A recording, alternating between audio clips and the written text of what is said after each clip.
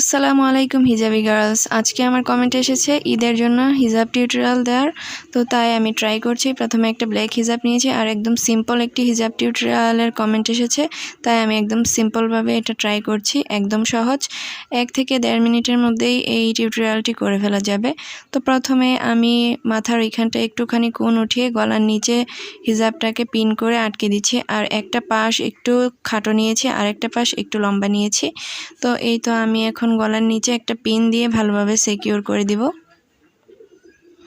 এই যে, আর আমি সবসময় হিজাব পরার মধ্যে কয়েন পিনগুলো ব্যবহার করে থাকি, কারণ এইগুলো একদমই সেফ আর আমার খুবই কমফোর্টেবল লাগে।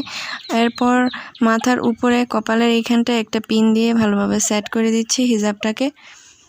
এখন হিজাবের যে শর্ট পার্টটা রয়েছে এটাকে উল্টা দিকে নিয়ে চলে আসব এবং এইখানে পিন করে দেওয়ার চেষ্টা করছি। এখন আমি হিজাবের যে লং পার্টটা রয়েছে সেটাকে মাথার উপর বসিয়ে দিলাম এবং এইখানটা একটা পিন দিয়ে আটকে দিচ্ছি।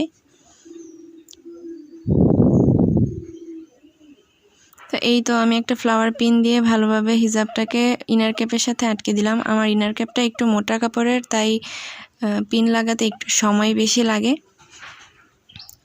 তো এরপর হিজাবের সামনের অংশটাকে একটু টেনে টেনে ঠিক করে দিচ্ছি। ফুল কভারেজ হিজাব হবে এটা, সামনে এবং পিছনে দুইটাই ফুল কভারেজ হবে।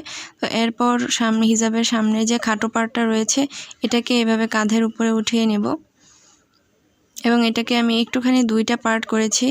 তো এখন এইখানটায় আমি একটা পিন দিয়ে আটকে দিচ্ছি। আমার হিজাবটা শিফন জর্জেট, তাই এটা অনেকটা বেশি পাতলা।